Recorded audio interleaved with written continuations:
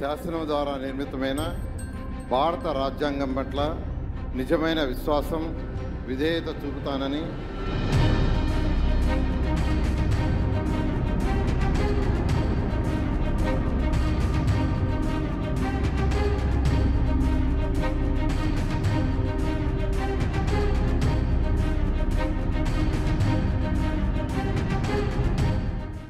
Ponguru Narayana 1956 June 15న నెల్లూరులోని హర్నాథపురంలో జన్మించారు.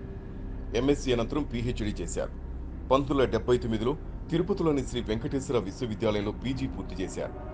దేశంలో విద్యారంగాన్ని గట్టిగా ప్రభావితం చేసి విజయ పతాక ఎగరేసిన నారాయణ ఓ సాధారణ మధ్యతరగతి కుటుంబం నుంచి వచ్చారు. ఆయన తండ్రి ఓ ప్రైవేట్ బస్ కండక్టర్. బాల్యం పేదరికంలో గడిచింది. అయితే విద్యలో ఎన్నడూ వెనకబడలేదు. చదివిన ప్రతి క్లాసులో ఆయనే ఉత్తమ విద్యార్థిగా ఉపాధ్యాయుల మన్ననలు పొందారు. కాలేజీలో చదివేటప్పుడే ట్యూషన్లు చెప్పేవారు. పోస్ట్ గ్రాడ్యుయేషన్ స్టాటిస్టిక్స్ విభాగంలో శ్రీ వెంకటేశ్వర విశ్వవిద్యాలయం నుంచి బంగారు పథకం సాధించారు. పీజీ పూర్తయిన వెంటనే ఆయన నెల్లూరులోని విఆర్ కాలేజీలో పార్ట్ టైం లెక్చరర్గా పనిచేశారు. అప్పుడు ఆయనకు ₹6 ఇచ్చేవాళ్లు.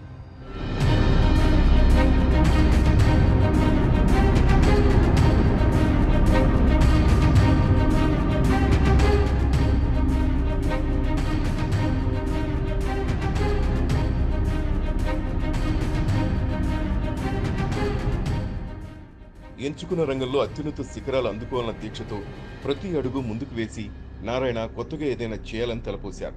ఆ ప్రస్థానంలో 1979లో చిన్న అద్దె గదిలో నారాయణ ట్యూషన్ సెంటర్ మొదలైంది. నెల్లూరు హర్నాథపురంలో ఏర్పాటైన ఈ ట్యూషన్ సెంటర్ మొదట కేవలం 5 విద్యార్థులతో ప్రారంభమైంది. ఆ సంఖ్య రోజురోజుకి పెరుగుతూ పోయింది. అతి కష్టమైన క్లిష్టమైన లెక్కల్ని విద్యార్థులకు సులువుగా అర్థమయ్యేలా చెప్పేందుకు నారాయణ చేసిన కృషి వృధాగా పోలేదు. నారాయణ ట్యూషన్ సెంటర్లో గణితం భలే చెప్తున్నారన్న విషయం ఆ నోటా ఈ నోటా పాకి రాష్ట్రమంతటా తెలిసిపోయింది. దీంతో ఈ సెంటర్లో మ్యాథ్స్ నేర్పించాలని హైదరాబాద్, విశాఖపట్నం నుంచి కూడా పిల్లలను తల్లిదండ్రులు తీసుకురావడం మొదలైంది.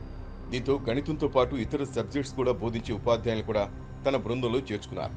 అలా ఓ చిన్న ట్యూషన్ సెంటర్గా మొదలైన ఆ ప్రస్థానం అనతి కాలంలోనే ఓ కోచింగ్ సెంటర్గా రూపుదిద్దుకుంది.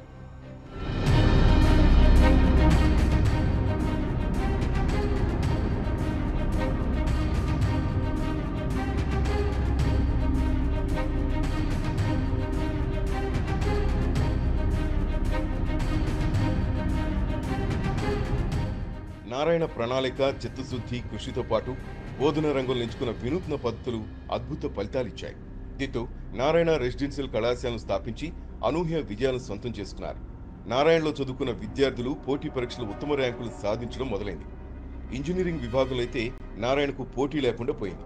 నెల్లూరులో ఓ చిన్న అద్దె గదిలో మొదలైన నారాయణ సంస్థ ఇప్పుడు దేశమంతటా విస్తరించింది.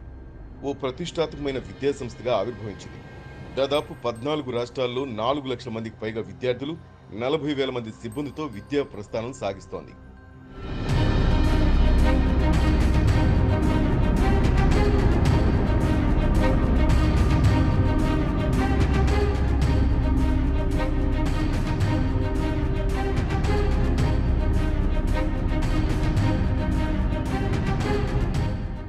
విద్యారంగంలో తనదైన ముద్ర వేసిన నారాయణ రాజకీయ రంగంలో అడుగుపెట్టడం ఆశ్చర్యకరం. సమాజానికి ఏదైనా చేయాలన్న తపనతో ఆయన రాజకీయ రంగ ప్రవేశం చేయడానికి ఆంధ్రప్రదేశ్ ముఖ్యమంత్రి చంద్రబాబు నాయుడు స్ఫూర్తి అని చెప్పుకోవచ్చు. ఆయనతో పరిచయం నారాయణని రాజకీయాల వైపు తిప్పింది. తొలుత టీడీపీ సర్వే విభాగానికి తన మేధోశక్తిని వినియోగించిన నారాయణ క్రమంగా క్రియాశీల రాజకీయాల వైపు అడుగులు వేశారు. 2004 నుంచి 14 వరకు ప్రతిపక్ష పాత్రకే పరిమితమైన టీడీపీ వెన్నంటి ఆయన చేసిన సేవలు కొద్దిమందికే తెలుసు. అయితే కష్టకాలంలో పార్టీకి వెన్నుదన్నుగా నిలవడంతో పాటు ప్రజల శ్రేయస్సు కోసం పాటుపడే నారాయణ తపన, పట్టుదల చూసి ఆయన్ని చంద్రబాబు కూడా ఎంతగానో ప్రోత్సహించారు.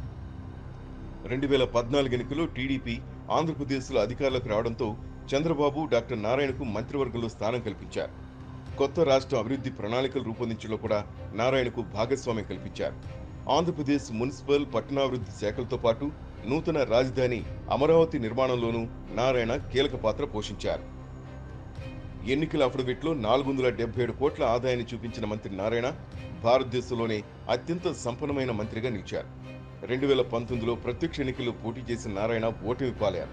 2024 ఎన్నికల్లో నెల్లూరు నగర నియోజకవర్గం నుంచి భారీ మెజార్టీతో విజయం సాధించి నారాయణ తిరిగి చంద్రబాబు కేబినెట్లో మంత్రిగా ప్రమాణ స్వీకారం చేశారు. పొంగూరు నారాయణ అనే నేను శాసనం ద్వారా నిర్మితమైన భారత రాజ్యాంగం పట్ల నిజమైన విశ్వాసం, విధేయత చూపుతానని